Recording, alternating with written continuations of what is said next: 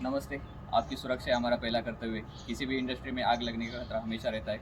तो आज हम इस वीडियो के माध्यम से बेसिक फायर फाइटिंग के बारे में जानकारी लेंगे।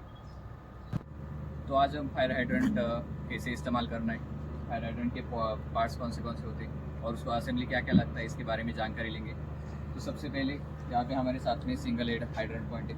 आप यहाँ पे इसका आइडेंटिफिकेशन भी दे सकते हैं। SH05 मतलब सिंगल हेड 5 नंबर का हमारा पॉइंट है। साथ में हमारी प्लांट में डबल हेड हाइड्रेंट पॉइंट भी है, जिसमें कि आपको यहाँ पे DS लिखा हुआ मिलेगा, डबल हेड। तो सबसे पहले ये जो हमारा हाइड्रेंट पॉइंट का आगे वाला हिस्सा है, इसे हम लैंडिंग वॉल कहते हैं। ये इसका ऑपरेटिंग व्हील है।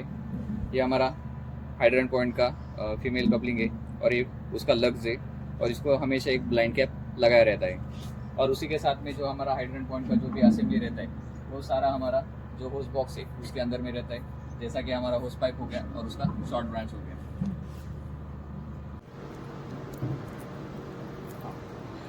यहाँ पे आप देख सकते हैं किसी भी होस बॉक्स में दो होस रहते हैं और उसी के साथ में शॉर्ट ब्रांच रहता है। यहाँ पे हमारे पास जो लाल कलर का ये रबर होस पाइप है और साथ में कैनवास होस पाइप है। ठीक है, तो अभी हम हमारा जो होस पाइप है उसे हाइड्रेंट पॉइंट के साथ में कनेक्ट कैसे करना है उसके बारे में जानकारी लेंगे। तो अभी आप देख सकते हैं, जब भी आपको होस हाइड्रेंट पॉइंट के साथ में कनेक्ट करना है तो आपको उसको कुछ इस प्रकार में इस पोजीशन में होल्ड करना है। उसके बाद में जो आपका हाइड्रेंट पॉइंट रहेगा उसका जो फीमेल कपलिंग है उसका ब्लाइंड हटाना है। ब्लाइंड हटाने के बाद में जो पाइप का जो मेल कपलिंग है उसे जो हमारा हाइड्रेंट पॉइंट का फीमेल कपलिंग है उसके साथ में अटैच करना है। अटैच करते वक्त आपको अलग खींचने की ज़रूरत नहीं, ये डायरेक्टली कनेक्ट हो जाता है। उसके बाद में होस पाइप कनेक्ट करने के बाद में आपको जगह पे टर्न करना है और उस पाइप को आगे लेके जाना और कंधे के लेवल पे लेके आगे लेके जाना।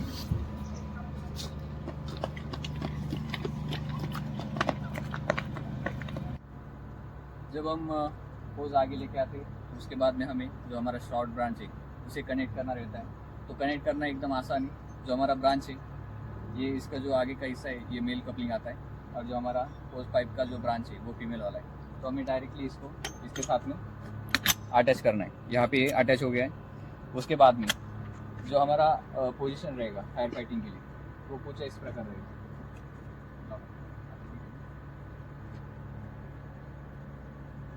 आपका जो लेफ्ट हैंड है उसका ग्रिप कुछ इस तरह से रहेगा और जो आपका राइट हैंड है वो पाइप के नीचे से आके आपको आपका जो लेफ्ट हैंड है उसको सपोर्ट करेगा।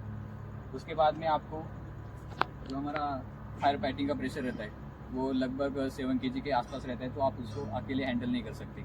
इसके लिए आपको एक और आदमी साथ में चाहिए जो आपको सपोर्ट देगा। जब भी आपको सपोर्ट देना है तो जो आपका ये लेफ्ट हैंड है वो ब्रांच के ऊपर में जाएगा और जो हमारा राइट हैंड साइड है वो हमारा होस पाइप को सपोर्ट करेगा। जब भी वाटर प्रेशर आता है तो ये जो पाइप है यहाँ से टिल्ट होने लगता है, तो हमें यहाँ पे भी पाइप को भी सपोर्ट देना है।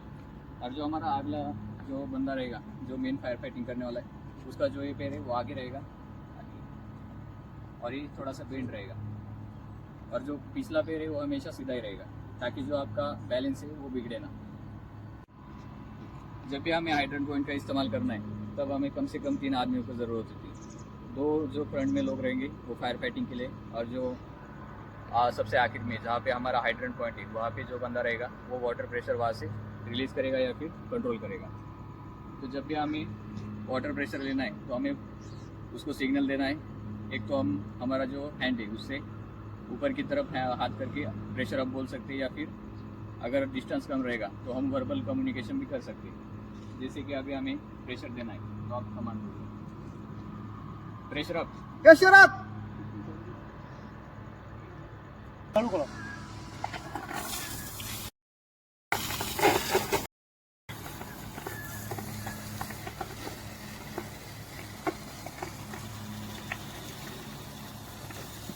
जब आपका फायर फाइटिंग कंप्लीट हो जाता है और आपको वाटर प्रेशर कम करना है या फिर डायरेक्ट कट ऑफ करना है तो एक तो आपको कम करना है तो आप डाउन की तरफ करके प्रेशर डाउन बोल सकते हैं या फिर डायरेक्टली कट ऑफ बोल सकते हैं। तो अभी हमारे आप हम मान लेते हैं कि फायर फाइटिंग हुआ है तो हम डायरेक्ट बोलेंगे कट ऑफ।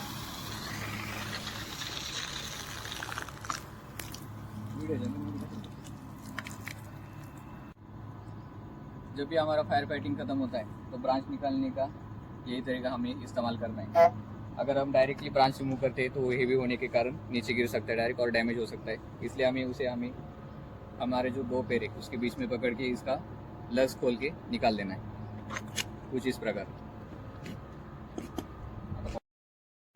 फायर फाइटिंग होने के बाद में हमारा होस पाइप को ड्रेन करना बहुत ज़रूरी होता है, क्योंकि ये फायर फाइटिंग का या फिर इमरजेंसी का इक्विपमेंट होने के कारण ये हमेशा यूज़ में नहीं आता है। तो अगर इसमें पानी बच जाता है तो ये पाइप जल्दी ख़राब होने की शक्यता रहती है, चांसेस रहते हैं। इसलिए हमें जब भी फायर फाइटिंग हो जाएगा तो हमें पाइप कुछ इस प्रकार से ड्रेन करना पड़ता है। तो आपको दोनों हाथों में से इसको आगे आगे लेके जाना पड़ता है।